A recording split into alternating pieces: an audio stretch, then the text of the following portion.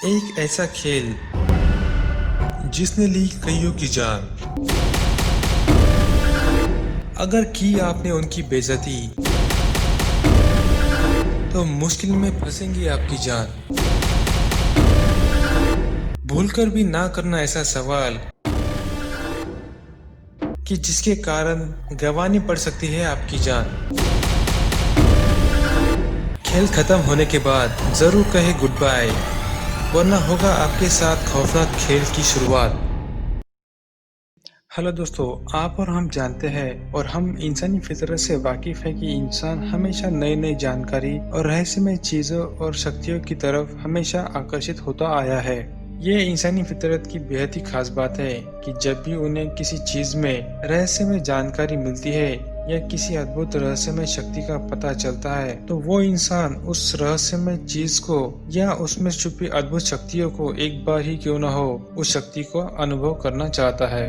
दोस्तों, आज का यह एपिसोड जिसमें ऐसे ही रहस्यमय और अद्भुत खेल की खौफनाक सच्चाई से हम आपको रूबरू करवाएंगे। लेकिन इस खेल के बारे में जानने के बाद हो सकता है आप में भी ये खेल खेलने की उत्सुकता जागने लगेगी और आप शायद ये खेल खेलना शुरू भी कर दे। लेकिन दोस्तों, उससे पहले आपसे एक अनुरोध है और आपको हम रिक्वेस्ट करते हैं और चेतावनी भी देते हैं कि आप ये खेल ना खेलें। और अगर आप ये खेल खेलते हैं तो आप अपनी खौफनाक अंजाम के खुद जिम्मेदार होंगे। हमारा उद्देश्य किसी भी अफवाह को या किसी भी अंधविश्वास को बढ़ावा देना नहीं है। हमारा एकमात्र उद्देश्य यही है कि हम हमारे ऑडियंस को एंटरटेन करें और उन्हें अलग तरह तरह की जानकारी के साथ ज्ञानवर्धक जानकारी भी देते रहे। तो चलिए आज का ये रोमांच से भरा एपिसोड शुरू करते हैं।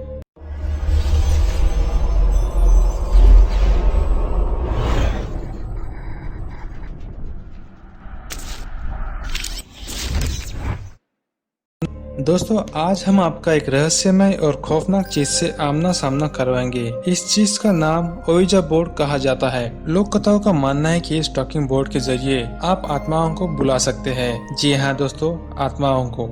ओइजा बोर्ड को टॉकिंग बोर्ड के नाम से भी जाना जाता है। ये एक चौकर बोर्ड है जिस पर A to Z अल्फाबेट होते हैं और साथ ही साथ 0 to 9 अंक होते हैं, यानी डिजिट्स भी होते हैं। इसके अलावा S और No, साथ ही साथ गेम एंड करने के लिए गुड बाय भी लिखा होता है। इस गेम को खेलने के लिए किसी भी छोटी और चपटी वस्तु का इस्तेमाल किया जा सकता है, जिसे प्लान शीट कहा जाता है। इस टॉकिंग बोर्ड का इस्तेमाल सबसे पहले 11वीं सदी में सॉन्ग बैनिस्टी द्वारा किया गया था और उसके बाद 18वीं सदी के अंत तक ये talking board America, Britain, India और जापान तक पहुंच चुका था। 1886 के समय तक ये खेल महज एक खेल न बनकर स्पिरिचुअलिज्म में बदल गया था और 1886 में अमेरिका के लोग इस टॉकिंग बोर्ड का इस्तेमाल सिविल वॉर में शहीद अपने परिजनों से बात करने के लिए करने लगे। अमेरिका के लोग ये मानते थे कि इस टॉकिंग बोर्ड की सहायता से आप अपनी परिजनों की आत्माओं को आह्वान करके इस टॉकिंग बोर्ड के ऊपर बुला सकते हैं और एक बार आह्वान की हुई आत्मा या कोई भी रूहानी शक्ति उस बोर्ड के ऊपर आ जाने के बाद वो लोग उन आत्माओं से या उन शक्तियों से कोई भी सवाल पूछ सकते थे और बोर्ड पे रखा प्लान शीट अपने आप हिलने लगता है और आत्मा का आह्वान करने वाले शख्स के सवालों का जवाब देता है। लेकिन कभी कभी इसके परिणाम बहुत ही खतरनाक और खौफनाक हो सकते हैं, क्योंकि बुलाई गई आत्मा कोई होली स्पिरिट है या कोई दुष्ट आत्मा, ये कहना जरा मुश्किल है और इसी वजह से इसे महज एक खेल नहीं कहा जा सकता, क्योंकि ओजा बोर्ड कई बदनसीब लोगों की मौत और उनकी बर्बादी का कारण बन चुका है। क्योंकि ओजा बोर्ड के कारण कई लोग डोमिनिक पोजीशन के शिकार हो चुके हैं। जैसे कि एक मामले में एक कवि जिसका नाम था जेम्स मेरिल ने सफलता पाने के लिए कई साल तक ओजा बोर्ड का इस्तेमाल किया। सिर्फ इतना ही नहीं, जेम्स ने ओजा बोर्ड इस्तेमाल करते समय कई आत्माओं को अपने शरीर में प्रवेश करने का निमंत्रण तक दे दिया और जिसका परिणाम बहुत ही बुरा और खौफनाक हुआ। मरने से पहले जेम्स मेरिल ने सबको ये चेतावनी दी कि ओजा बोर्ड का इस्तेमाल कोई भी कभी ना करे। पैरानॉर्मल घटनाओं के एक्सपर्ट और शोधकर्ताओं का ये मानना है कि ओजा बोर्ड हमारी वास्तविक दुनिया और पैरानॉर्मल दुनिया के बीच के गेटवे को खोलने में सक्षम है। यदि एक बार ये गेटवे खुल जाए तो आत्माओं और रूहानी ताकतों का ओजा बोर्ड इस्तेमाल करने वाले घर में आना बेहद आसान हो जाता है और ये किसी को भी अपना शिकार बना सकती है।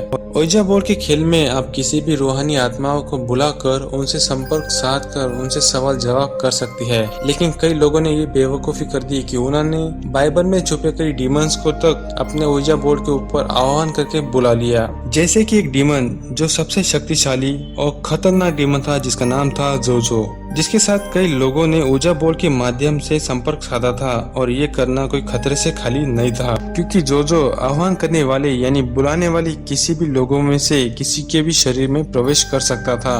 और इसीलिए कहा जाता है कि जब भी आप अकेले हो और ऊर्जा बोर्ड का इस्तेमाल कर रहे हो तो जोजो का आह्वान कभी ना करें, क्योंकि जोजो एक ऐसा शैतान है जो हमेशा बुरे कामों को अंजाम देता है। आज तक जिन लोगों ने जोजो से संपर्क साधा था उन लोगों ने उस बात की भारी कीमत चुकाई और कई लोगों ने अपनी जान तक गंवाई। और ऐसे ही एक लड़की ने अपने नादानी में एक गलती कर दी। इस लड़की का नाम जैस्मिन बेरी था। जैस्मिन नामक इस स्कूल में जाने वाली लड़की ने ऊर्जा बोर्ड की मदद से जोजो नामक शैतान से संपर्क साधा था और संपर्क साधने के बाद जोजो ने उस लड़की से यानी जैस्मिन से उसे अमर बनाने का वादा किया था, लेकिन बदले में जोजो को भी कुछ चाहिए था। जैस्मिन को अमर करने से पहले जोजो ये चाहता था कि जैस्मिन खुद अपनी आवाज में जोजो को अपने शरीर में प्रवेश करने का निमंत्रण दे। भोली जैस्मिन जोजो की बातों में आ गई और जोजो को अपने शरीर में प्रवेश करने का निमंत्रण दे दिया, लेकिन जैस्मिन को यह पता नहीं था कि उसने खुद अपनी तबाही को निमंत्रण दिया है। फिर क्या था, जोजो ने बिना वक्त गवाए जैस्मिन के शरीर में प्रवेश किया। जैसे ही जोजो ने जैस्मिन के शरीर पे अपना कब्जा किया, जैस्मिन के शरीर में अलग अलग बर्ताव आने शुरू हुए। जैस्मिन किसी जानवर की तरह खाने पे टूट पड़ी और अकेले में बड़बड़ाती और खौफनाक आवाजें निकालकर जोर जोर से हंसा करती और उसकी खौफनाक आवाजें सुनकर सुनने वाले की रूह तक कांप उठती। जैस्मिन किसी जानवर की तरह आक्रामक और हिंसक हो गई और पागलों की तरह बर्ताव करने लगी। जब जैस्मिन को आखिरी बार देखा गया तो जैस्मिन ने एक स्कूल के बच्चे पे हमला किया था और उस बच्चे को नोच खाया। खुशकिस्मती से उस बच्चे की जान तो बच गई, लेकिन उस दिन के बाद जैस्मिन किसी को दोबारा नजर नहीं आई। 1990 में एलिजा बॉन्ड ने इस टॉकिंग बोर्ड का पेटेंट हासिल कर लिया और इस बोर्ड के आधिकारिक निर्माता बन गए। 1901 में एलिजा बॉन्ड के ही एक कर्मचारी ने इस कंपनी को टेक ओवर कर लिया और इस टॉकिंग बोर्ड को ओइजा बोर्ड का नाम दे दिया। उस कर्मचारी का ये कहना था कि ओइजा बोर्ड ये नाम भी उस टॉकिंग बोर्ड को इस्तेमाल करने के बाद ही उन्हें ये मिला है। बहुत से लोगों में ओइजा बोर्ड को लेकर काफी उत्सुकता रहती है, इस वजह से वो लोग कई नियमों को नजरअंदाज कर देते हैं। तो दोस्तों, अब जानते हैं ओइजा बोर्ड इस्तेमाल से जुड़े कुछ नियमों को। नियम नंबर 1, ओइजा बोर्ड को कभी भी अकेले में इस्तेमाल ना करें। ओइजा बोर्ड को अकेले में इस्तेमाल करने से काफी खतरा हो सकता है। नियम नंबर 2, अगर आप दुखी हो या किसी चिंता में हो या आपका दिल कमजोर और आप 100 चीजों 100 स्टोरीज मूवी सीरियल के साथ अगर आप घर पर अंधेरे से डरते हो तो आप ओइजा बोर्ड का इस्तेमाल ना करें, क्योंकि आपको कोई भी पैरानॉर्मल एंटिटी पोजेस कर सकती है, यानी कोई भी बुलाई गई आत्मा आपके शरीर में धोखे से प्रवेश कर आपको नुकसान पहुंचा सकती है। नियम नंबर 3, अगर आप ओइजा बोर्ड इस्तेमाल करते समय किसी बुरी आत्मा या किसी भी रूहानी शैतानी शक्ति से संपर्क बना लेते हैं तो फौरन ही गुड बाय कहकर इस खेल को खेलना बंद कर दे। आपके गुड बाय कहने से बुलाई गई आत्मा या कोई भी रूहानी शक्ति वापस रूहानी दुनिया में चली जाएंगी। नियम नंबर 4, ओइजा बोर्ड के इस खेल को बच्चों का खेल ना समझे। इस खेल को खेलते समय बुलाई गई किसी भी आत्मा को या किसी भी रूहानी शक्ति का मजाक ना उड़ाए, क्योंकि ऐसा करना आत्माओं की बेइज्जती करना होगा और आपको इसकी भारी कीमत चुकानी हो सकती है। और ये रूहानी शक्तियाँ और ये आत्माएं चाहे तो इस बात का आपसे बदला भी ले सकती है और इसका लाइव वीडियो हम आपको इस वीडियो के अंत में जरूर दिखाएंगे। इसलिए आत्माओं का और रूहानी ताकतों का सम्मान करने के लिए ओइजा बोर्ड के सामने एक कैंडल तो जरूर जलाए। ओइजा बोर्ड को खेलते समय किसी भी आत्मा को लायन शीट के जरिए किसी भी मंत्र का उच्चारण करने न दे, क्योंकि इसके जरिए वो आत्माएं और रूहानी ताकतें हमारी वास्तविक दुनिया में आ सकती है। और अगर आपका प्लान शीट ओइजा बोर्ड के चारों कोनों पर तेज गति से घूमने लगे तो इसका मतलब ये माना जाता है कि कोई बुरी आत्मा या कोई रूहानी शक्ति मुक्त होने की कोशिश कर रही है। एक बात जरूर याद रखें, ओइजा बोर्ड का बार बार इस्तेमाल ना करें, क्योंकि बार बार ओइजा बोर्ड का इस्तेमाल करने का अंजाम भी बहुत बुरा हो सकता है। ओइजा बोर्ड पे आई किसी भी आत्मा पर भरोसा ना रखे, क्योंकि कोई भी बुरी आत्मा अच्छा होने का दिखावा कर सकती है और कोई बुरा काम करने में आपका इस्तेमाल भी कर सकती है।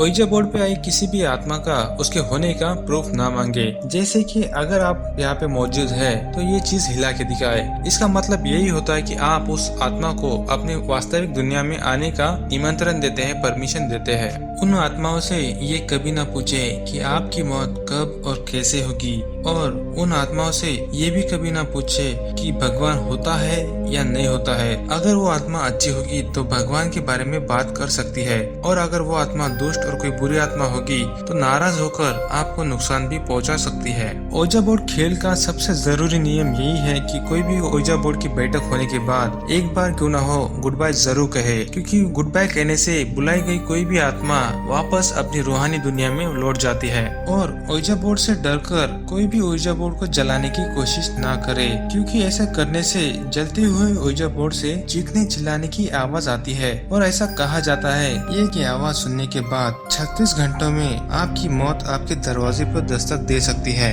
ओइजा बोर्ड को नष्ट करने का सिर्फ एक ही जरिया है, और वो है उस ओइजा बोर्ड के 7 टुकड़े करके उस पे पवित्र जल का छिड़काव करके कहीं दूर ले जाकर अलग अलग जगह पे दफना दे। ऐसे करने से ओइजा बोर्ड नष्ट हो जाएगा। Hey, Bethard, oh my God! Bethard! Bethard! What's wrong? Get rid of it! Bethard! Bethard! Bethard! Bethard!